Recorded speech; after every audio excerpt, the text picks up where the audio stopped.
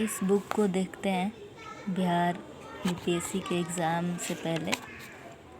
ये जो most important book है ना, ये चैप्टर ये सारा हम करेंगे। इसका इतिहास, मध्यकालीन इतिहास, आधुनिक बिहार का इतिहास, बिहार की राज्य व्यवस्था कैसी है, यहाँ का भूगोल, कृषि लागत सामग्री क्या क्या है, पशुपालन, उद्योग धंधे, कृषि आधारित उद्योग, खान एवं खनिज उद्योग, बिहार में परिवहन नदी संरचना यानी इंफ्रास्ट्रक्चर, बिहार में संचार व्यवस्था कैसी है, शहरी इंफ्रास्ट्रक्चर कैसी है, सिंचाई इंफ्रास्ट्रक्चर कैसी है, बिजली व्यवस्था, बिहार की जनसांख्यिकी, पर्यटन स्थल, बिहार में कला और संस्कृति, ये सारा देखेंगे। सबसे पहले देख लेते हैं कुछ इम्पोर्टेंट क्विक रिवीजन के लिए, जैसे कि पूरा पाषाण काल यानी इसको पैलियोलिथिक एज, पैलियोलिथिक यानी पूरा, पाषाण मीन्स होता है पत्थर और पूरा मीन्स पत्थर से पहले वाला काल।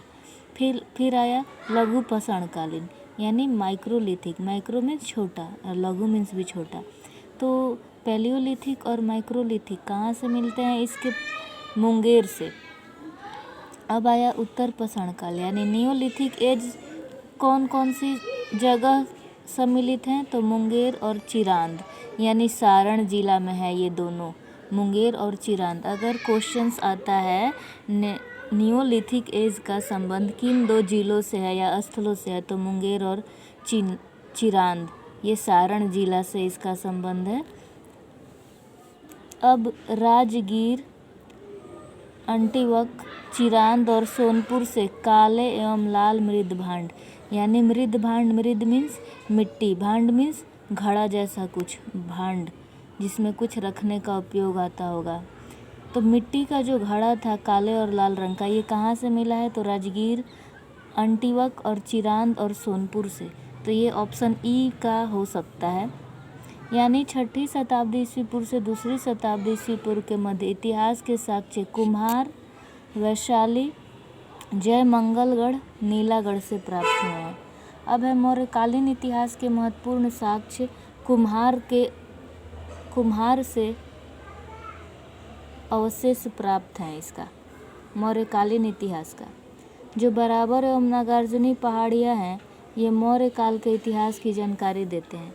अगर क्वेश्चन आ जाता है कि मौर्य काल के इतिहास की जानकारी कहाँ से प्राप्त होती है, तो बराबर और नागार्जुन पहाड़ियों से, अगर ऑप्शन आता है तो। अब है अशोक के शिलालेख कहाँ कहाँ है बिहार में? तो कुम्हार में है,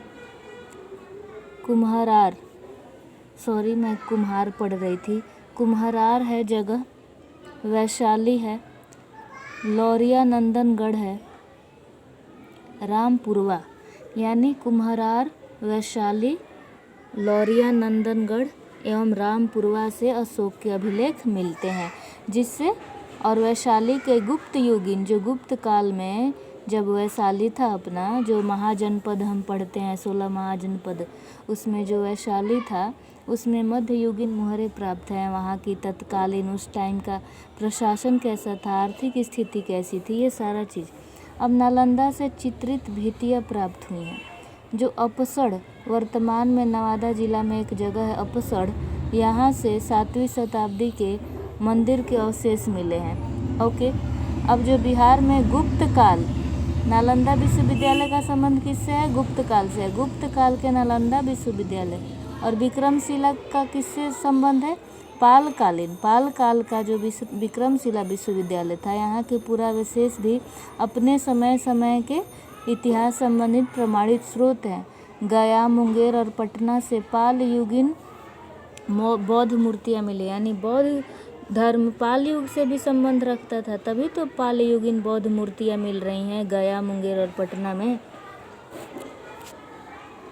बिहार से आहत सिक्के, आहत मीन्स पंच मार्क, जिस पे मार्क किया होता था, punch mark coins, Patna, Purnia के क्षेत्र से प्राप्त हुए हैं, जो संभवतः 6ठी शताब्दी ईस्वी पूर्व से 2री शताब्दी ईस्वी पूर्व जारी किए गए थे। कुषाण युग के सिक्के बक्सर से प्राप्त हुए हैं। पूछ देगा बक्सर से क्या प्राप्त हुए हैं, तो कुषाण युग के सिक्के। गुप्त काल के सिक्के कहाँ से मिले हैं? हाजीपुर से। बिहार का प्राचीनतम वर्णन अथर्ववेद में मिलता है। जो 4 वेद है अपना, ऋग्वेद, सामवेद, यजुर्वेद, अथर्ववेद। तो प्राचीनतम वर्णन अथर्ववेद में मिलता है। अगर क्वेश्चन आ जाए क्या बिहार का संबंध वेद से है, किसी वेद में उसका वर्णन है, तो हाँ अथर्ववेद में है। अथर्ववेद एवं पंचविंश ब्राह्मण में बिहार के निवासियों को व्रात्य कहा जाता था। तो व्रात्य कहाँ कहा जाता था, तो अथर्ववेद और पंचशील। अगर ऑप्शन आ जाएगा केवल अथर्ववेद तो नहीं, पंचविंश ब्राह्मण में भी। बिहार के क्षेत्र में आर्यों का विस्तार कहाँ से मिलता है, शतपथ ब्राह्मण। ब्राह्मण भी लाइक अ ग्रंथ। तो ये जो था शतपथ ब्राह्मण, इसका विस्तार बिहार में आर्यों के क्षेत्र का विस्तार, कि किस तरह से आर्य आए, इसका किस ब्राह्मण में उल्लेख है, शतपथ ब्राह्मण में। बिहार की विस्तृत जानकारी रामायण, महाभारत और पुराणों से भी प्राप्त होती है। 6ठी शताब्दी ईसा पूर्व से मध्य मौर्य वंश तक के इतिहास को जानने का मुख्य स्रोत क्या है, बौद्ध ग्रंथ ही हैं। यानी कि 6ठी शताब्दी ईसा पूर्व से लेके मौर्य वंश तक के इतिहास को जानने का जो मेन सोर्स है, एकमात्र नहीं मेन सोर्स क्या है, बौद्ध ग्रंथ है। बिहार के महाजन पदों का उल्लेख कहाँ मिलता है, अंगुत्तर निकाय में मिलता है। अब जो कलहण की राजतरंगिणी है, पतंजलि का महाभाष्य है, विशाखा दत्त का मुद्रा राक्षस है, मेगास्थनीज का इंडिगो है, कौटिल्य का अर्थशास्त्र है, ये मौर्यकालीन बिहार के इतिहास के लिए महत्वपूर्ण स्रोत है। यानी कौटिल्य का अर्थशास्त्र का संबंध, अगर प्रश्न आ जाता है कि मौर्यकालीन बिहार का इतिहास को जानने का स्रोत केवल कौटिल्य का अर्थशास्त्र है, तो गलत हो जाएगा, क्योंकि पतंजलि का महाभाष्य, विशाखा दत्त का मुद्रा राक्षस, मेगास्थनीज की इंडिका ये भी देती हैं वर्णन। अब ये कुछ विदेशी यात्री हैं, ये रहा मेन चार्ट। जो निम्न पूरा पाषाण काल है, संस्कृत के लक्षण मिलते हैं यहाँ पे, कौन कौन से मेन स्थल है। तो निम्न पूरा पाषाण में भीम बांध है, मुंगेर का, नालंदा, पटना। यहाँ की विशेषता क्या है, निम्न पूरा पाषाण काल में मिला है हस्त कुठार और वाटिकास्म उपकरण, चाक, खुरपी या फलक, जैसे जो कुल्हाड़ी होता है, खुरपी होता है, हाथ से हम कुछ करते हैं उससे, मिट्टी वगैरह का काम, घास ओस हटाने के लिए। मध्य पूरा पाषाण काल, इसका मुख्य स्थल क्या है, मुंगेर। इसमें बेधनी नोक वाले औजार, बेधना मीन्स क्या होता है, किसी चीज़ को बेध देना, यानी उसके अंदर घुस जाना। तो कुछ बेधनी होता होगा लोहा का या पत्थर का, उस टाइम तो लोहा हुआ नहीं है मध्य पूरा पाषाण काल, तो पत्थर का कुछ नोक वाला औजार होगा। ये कहाँ से मिल रहा है, मुंगेर में। उच्च पूरा पाषाण काल, अगर प्रश्न आ जाता है कि बिहार के इतिहास में प्रागैतिहासिककालीन वैसे इतिहास जिसमें लिखने वाला सोर्स से कुछ हमें मालूम नहीं चल रहा है, सब स्थल से मालूम चल रहा है, पाषाण काल से कुछ चीज़ों से मालूम चल रहा है। तो अगर पूछता है प्रश्न कि बिहार का संबंध केवल मध्य पाषाण और नव पाषाण से या ताम्र पाषाण से, तो गलत हो जाएगा, क्योंकि इसका निम्न, मध्य, उच्च पूरा पाषाण, ये टोटल पूरा पाषाण काल से नहीं है। पाषाण काल से रहता तो दिया होता है, ये पूरा मध्य और उच्च पूरा पाषाण, याद रखना है, पाषाण काल से नहीं है। मध्य पाषाण काल, नव पाषाण काल। तो नव पाषाण काल वाले में क्या मिलता है, पॉलिश्ड उपकरण मिलता है। ये चिरांद और चेचर, जो सारण और वैशाली, प्रारंभिक कृषि संस्कृति, कपड़ा बुनना, भोजन पकाना, पशुपालन, मृद भांड, ये सारा कुछ मिलता है। ताम्र स्तर पे क्या मिलते हैं, इसका उल्लेख कहाँ है, ताम्र प्रस्तर में चिरांद, भागलपुर, राजगीर, वैशाली बने पाषाण उपकरणों की पॉलिश शुरू, जो भी यानी पाषाण काल में उपकरण बनते थे, अब इस पे पॉलिश होना शुरू हो जाता है। तो ये कुछ इम्पोर्टेंट है। अब जो 16 महाजन पद है उसको पढ़ना इम्पोर्टेंट हो जाता है, 16 महाजन पद। फिर उसके बाद हम देख लेंगे धीरे धीरे मगध साम्राज्य का उत्कर्ष कैसे हुआ।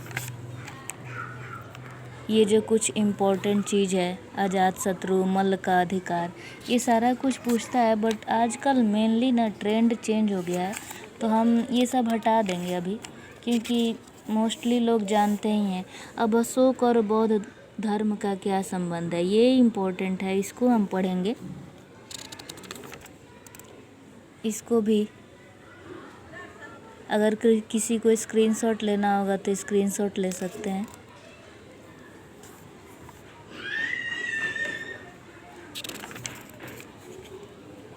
स्तंभ लेख, जो सप्त स्तंभ लेख थे अशोक के वो मिले हैं, परंतु ये 6 भिन्न भिन्न स्थानों में पाषाण स्तंभ मीन्स पिलर पर उत्कीर्ण किए गए हैं। ये कहाँ कहाँ है देख लीजिए।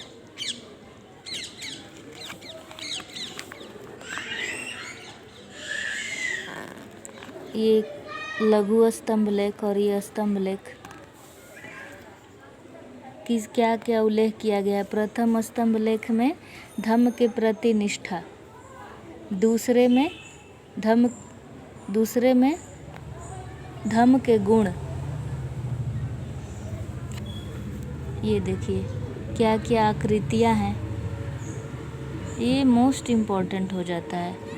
मौर्य वंश का अंतिम शासक बृहद्रथ था, जिसकी हत्या किसने की? पुष्यमित्र शुंग, जो उसके सेनापति था, उसी ने की। राजतरंगड़ी के अनुसार अशोक के मृत्यु के बाद मौर्य साम्राज्य 2 भागों, पूर्वी भाग और पश्चिमी भाग में विभक्त हो गया। यानी अगर हम देखते हैं कि चलो ये ठीक है, मौर्य साम्राज्य है, ओके, ये बट गया पश्चिमी भाग में, ये बट गया पूर्वी भाग में, ओके, मौर्य साम्राज्य। तो पूर्वी भाग पर किसका शासन था? दशरथ का। पूर्वी भाग पर दशरथ का और पश्चिमी भाग पर कुणाल का।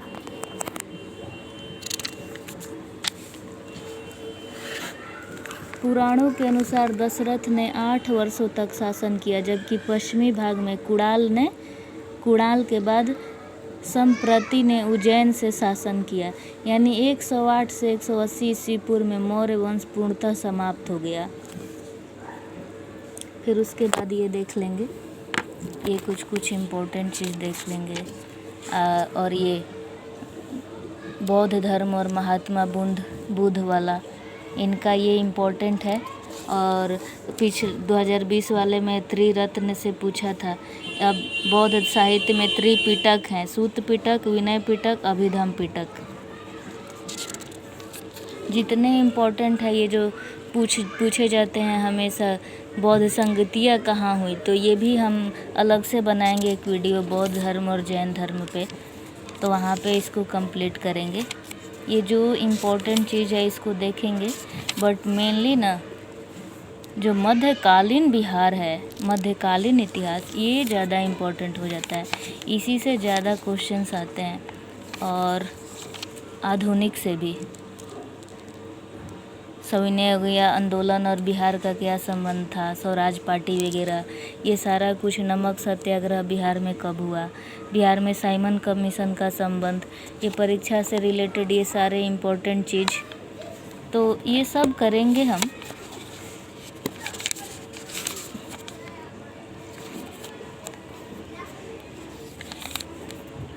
सब इससे फालतू कुछ पूछता ही नहीं है, मतलब पूछेगा क्या, जो है वही तो पूछेगा, इससे फालतू क्या पूछ लेगा। अगर कोई बोलता है ये पूछेगा, ऐसे पढ़ो, ये करो, तो मतलब क्या पूछ सकता है? जो घटा है वही पूछेगा, अपने से तो घटना बना नहीं देगा। ये बीपीएससी वाला जो कमीशन है अपने से घटना नहीं बनाएगा ना।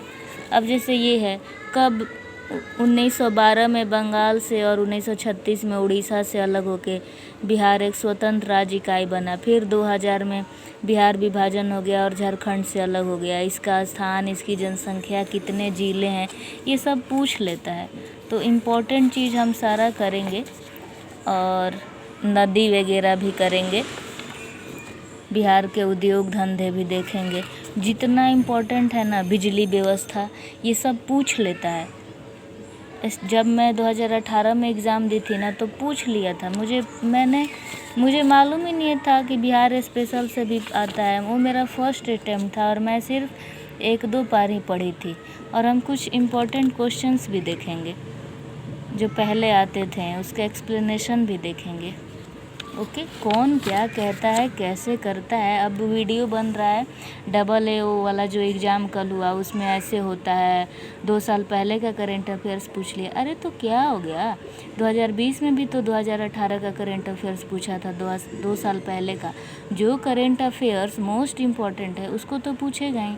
अब like make in India, Ayushman Bharat, Atal pension योजना, और ये वाला योजना जिसमें सम्मान निधि जिसमें सबको 6,000 मिलता है, 2-2 हज़ार करके, ये योजना, तो ये सब पुराना थोड़ी ना हो जाएगा, ये तो स्टैटिक हो गया।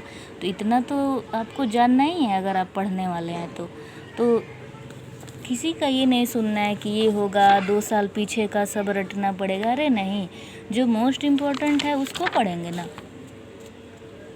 ये सारा पूछा हुआ है, इसको भी देख लिया जाएगा जो भी मोस्ट इम्पोर्टेंट है।